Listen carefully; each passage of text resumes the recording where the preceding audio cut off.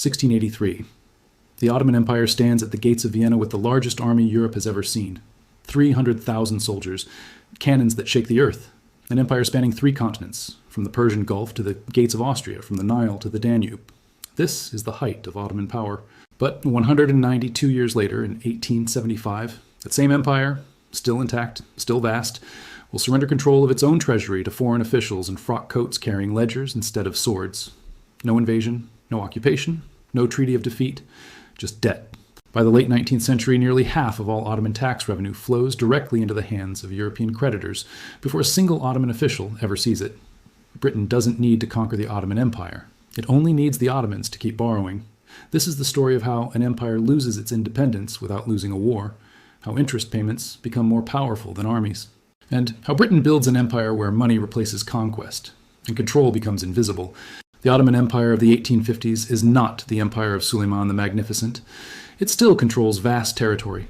Istanbul remains one of the world's great cities. The Sultan still commands respect. But beneath the surface, the empire is fracturing. Militarily, the Ottomans have been losing ground for over a century. Russia pushes south toward warm water ports. Nationalist movements simmer in the Balkans. Egypt grows increasingly autonomous under its own ambitious rulers.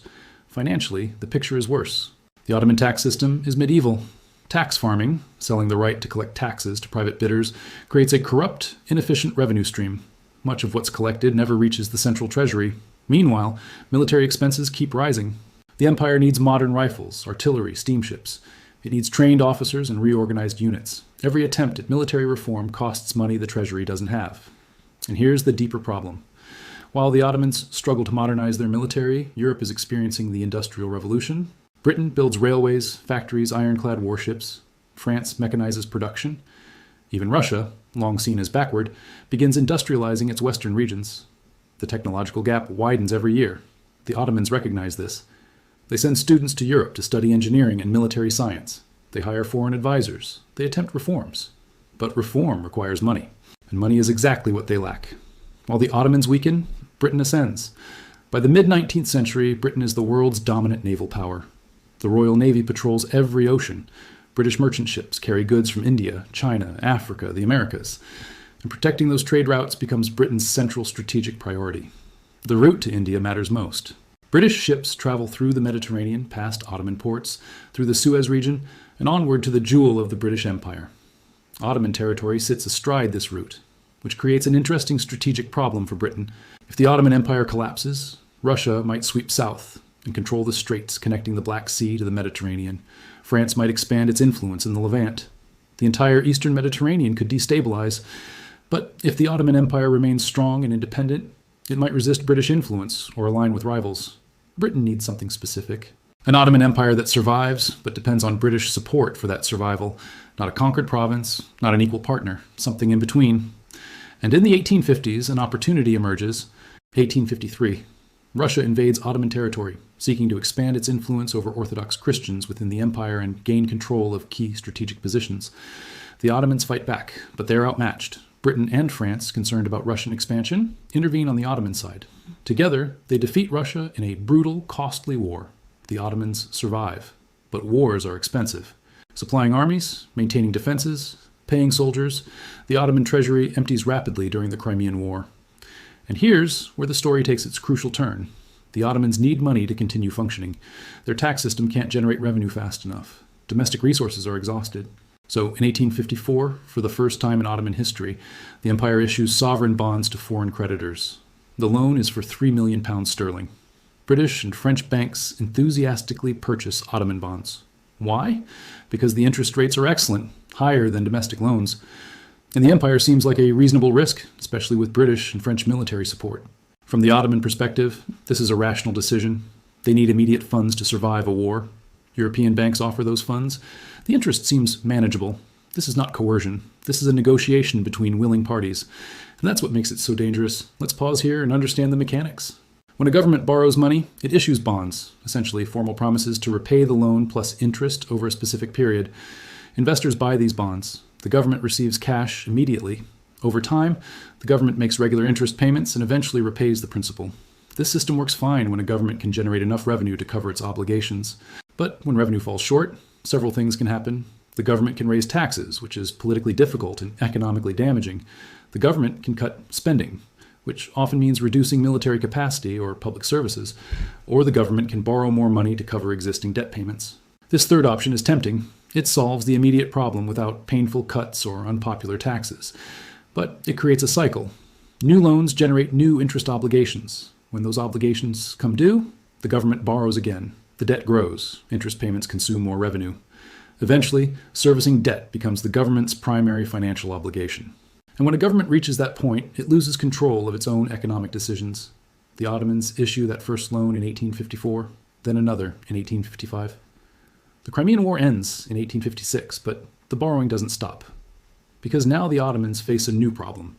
They need money to pay interest on the existing loans. They also need money to continue military reforms, because the war demonstrated how desperately they need modernization. They need money to invest in infrastructure, railways, telegraphs, ports, to remain economically competitive with industrializing Europe. So they borrow again. 1858, another loan. 1860, another. 1862, 1863, 1865. The loans continue. Each time, interest rates are high. Ottoman credit is considered risky, so investors demand premium returns. Each loan is larger than the last. And here's the pattern that begins to emerge. A significant portion of each new loan goes toward paying interest on previous loans. By the late 1860s, the Ottoman government borrows money just to avoid defaulting on existing debt. The empire is not investing in growth, it's funding its own financial obligations. British and French banks profit enormously. The bonds pay high interest. Investors receive regular returns. And because Britain and France have political influence over the Ottomans, both as military allies and creditors, the loans seem relatively secure. Ottoman officials initially believe they're managing the situation. They receive desperately needed funds. They continue reform programs. They maintain appearances of a functioning modern state. But the balance of power is shifting. Every loan signed transfers a small piece of Ottoman financial autonomy to European creditors, not through conquest, through contract. By 1875, the Ottoman Empire is drowning. Total debt, over £200 million sterling. Annual revenue, roughly £20 million. Interest payments alone, nearly £12 million per year. Look at those numbers again. More than half of all Ottoman government revenue goes directly to European creditors before funding any government function. No military, no administration, no infrastructure. Just interest. The empire cannot sustain this. Ottoman officials know it. European bankers know it. Everyone knows it. In October 1875, the Ottoman government announces it can only pay half of its scheduled interest payments. This is not a formal default. Not yet. But it's a clear signal. The empire cannot meet its obligations. European creditors panic. Bond prices collapse. Ottoman credit disappears overnight. No one will lend to an empire that can't pay its debts. And without new loans, the Ottomans can't even make partial payments. In 1876, the empire suspends all debt payments entirely. Default. When a government defaults on sovereign debt, it loses access to international credit markets. That's the immediate consequence. But there's a deeper effect. Default gives creditors leverage to demand restructuring, not just of the debt, but of the government itself. European creditors don't want to write off their investments. They want their money. But they also recognize the Ottomans can't pay under the current system, so they propose a solution. Let us manage Ottoman finances for you. We'll take control of certain revenue streams, customs duties, taxes on silk, tobacco, salt, stamps, alcohol. We'll collect that revenue directly. We'll use it to pay bondholders. And whatever is left over, we'll return to the Ottoman government. This proposal sounds like foreign conquest, but it's presented as technical assistance, as financial administration, as the only way to restore Ottoman credit and prevent complete economic collapse. In 1881, the Ottoman government and European creditors formalize this arrangement. They create the Ottoman Public Debt Administration, known as the OPDA. This institution is extraordinary. It's an organization composed of foreign officials operating on Ottoman territory, with legal authority to collect specific Ottoman taxes. The OPDA has representatives from Britain, France, Germany, Austria, Hungary, Italy, and the Ottoman Empire itself. But make no mistake about who holds power. European creditors control the board. They set priorities. They decide how revenue is allocated. The OPDA isn't a military occupation. There are no foreign soldiers enforcing its decrees. But it doesn't need soldiers. It has something more powerful: legal authority and institutional permanence. Ottoman tax collectors now work for the OPDA. They collect duties on tobacco, and that money goes to European bondholders, automatically, systematically, before Ottoman officials can touch it.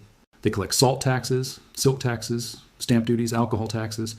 All of it flows through the OPDA first. By the 1890s, the OPDA controls roughly 30% of all Ottoman government revenue. Think about what that means. Nearly 1/3 of the empire's income is no longer under Ottoman control. It's collected on Ottoman territory, from Ottoman subjects. But it belongs to European creditors. For ordinary Ottomans, the OPDA is visible everywhere.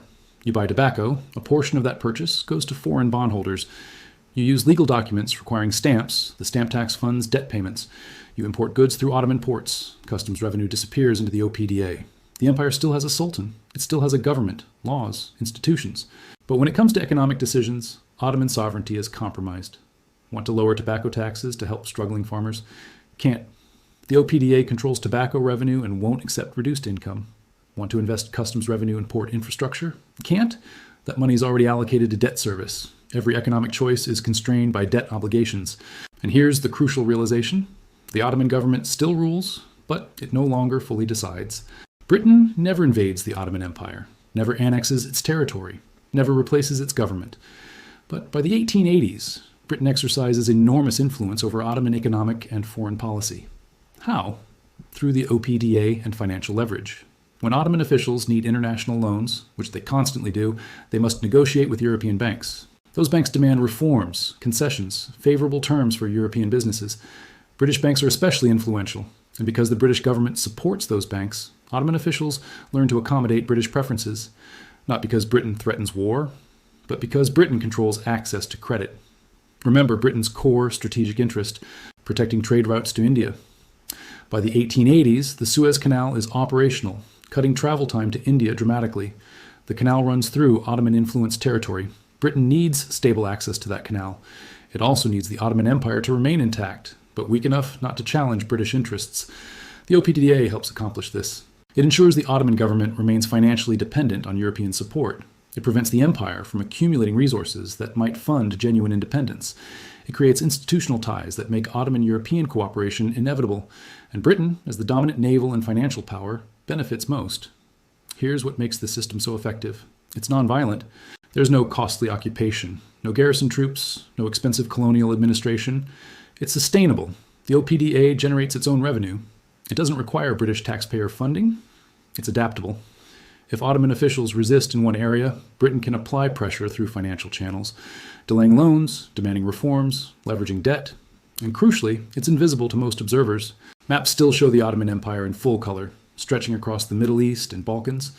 The Sultan still resides in Topkapi Palace. Ottoman diplomats still represent the empire internationally. Sovereignty appears intact, but real control, the ability to make independent economic decisions, has shifted to foreign institutions. Here's the counterintuitive part. Britain doesn't want the Ottoman Empire to collapse. If it collapses, the resulting power vacuum could be catastrophic. Russia might seize Constantinople and control the Straits. France might expand into Syria and Lebanon. Austria-Hungary might push into the Balkans. Germany, increasingly assertive, might claim pieces of the wreckage. Any of these outcomes could disrupt British interests. So, Britain pursues a specific strategy. Keep the Ottoman Empire alive, but keep it dependent. Provide enough support to prevent collapse, but not enough to enable true independence. This is often called the Eastern question in British diplomatic circles. How to manage Ottoman decline without triggering a European war or Russian expansion. The answer Britain finds: financial supervision. The OPDA becomes a tool for managed decline. The empire survives, but under controlled circumstances. And Britain, more than any other power, shapes those circumstances. There's no single dramatic moment when Ottoman sovereignty disappears, no treaty of surrender, no conquered capital. Instead, there's a gradual institutionalization of foreign control. The creation of the OPDA in 1881 is the clearest marker. Before 1881, Ottoman debt is a problem. Severe, but theoretically reversible. The empire could reform its tax system, grow its economy, eventually regain financial independence. After 1881, that path is closed. Foreign control is now embedded in Ottoman institutions. The OPDA has legal authority. It has permanent staff. It has established procedures. Removing it would mean defaulting again, and no European power would tolerate that. So from 1881 forward, Ottoman leaders rule a sovereign state on paper. But they govern within constraints set by foreign creditors. They can make domestic policy decisions, as long as those decisions don't threaten debt repayment. They can pursue reforms, as long as reforms align with OPDA priorities. They can negotiate with foreign powers, but always from a position of financial weakness. This is what loss of sovereignty looks like in the age of financial empire. Not occupation, constraint, Ottoman officials understand what's happened, but they have limited options. Rejecting the OPDA means financial isolation, economic collapse, possibly military intervention from European powers concerned about their investments. Accepting the OPDA means survival, but survival without full autonomy. Most choose survival. And over time, dependence becomes normalized. Ottoman administrators learn to work within OPDA constraints. They internalize European financial standards. They prioritize debt service because the entire system demands it. This is how institutions reshape thinking, not through propaganda, but through incentive structures that make certain choices rational and others impossible. The OPDA continues operating until the Ottoman Empire's collapse after World War I. For nearly 4 decades, foreign creditors control a substantial portion of Ottoman revenue. What are the consequences? Economic stagnation. The empire can't invest in industrialization. Revenue goes to debt service instead. While Europe builds railways, factories, and modern infrastructure, the Ottoman economy remains largely agrarian and underdeveloped. Political resentment. Ottoman intellectuals, reformers, and military officers watch their empire lose autonomy piece by piece. Some blame the Sultan for weakness. Others blame European imperialism. This resentment fuels nationalist movements, including the Young Turks, who eventually overthrow the Sultan. Structural vulnerability. When World War I begins, the Ottoman Empire enters the conflict already weakened by decades of financial extraction. It lacks the industrial base, the financial resources, and the institutional capacity of European powers. The war accelerates the empire's final collapse. But here's the broader significance. The British approach to the Ottoman Empire becomes a model. Not everywhere, not in every case, but the pattern repeats. Egypt falls under British financial control in the 1880s following a debt crisis, leading to decades of occupation. China faces similar pressures from European powers and Japan, carving out spheres of influence through debt and concessions. Latin American countries repeatedly cycle through foreign loans, default, and foreign financial supervision. The specific mechanisms vary, but the underlying logic remains. Debt creates dependency. Dependency creates leverage. Leverage creates control. And control can exist without conquest. When the Ottoman Empire collapses after World War I, European powers divide its territory. Britain takes Palestine, Transjordan, Iraq. France takes Syria and Lebanon.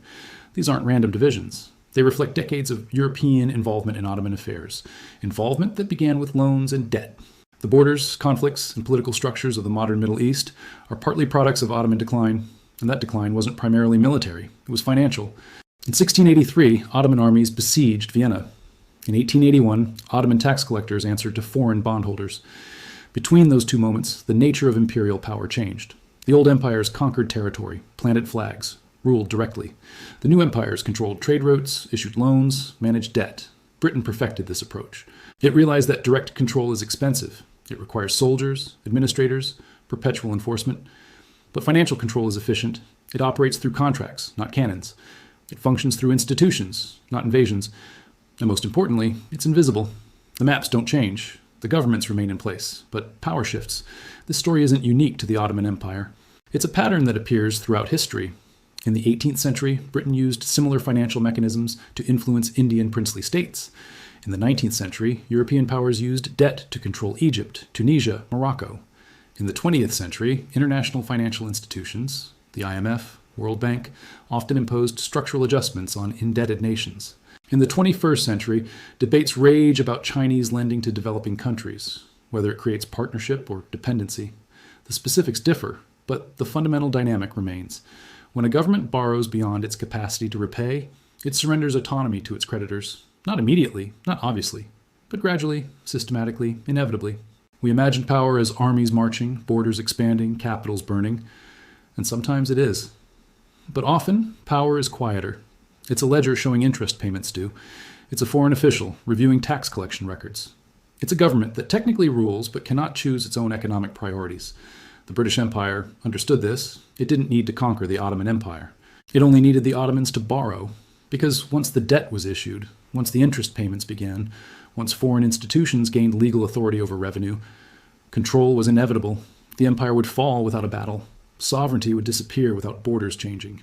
And history would record the Ottoman collapse as a military and political failure, while the real story was written in interest rates and bond certificates. That's the lesson. Empires fall in many ways, but the quietest collapse is often the most complete. Because when independence disappears through debt, most people never realize it was taken. They only notice decades later when their government no longer controls its own future. And by then, the ledgers have already decided the outcome. If this video made you think, do me a favor. hit the like button. And subscribe to Histonom because I dive deep into topics like this every day.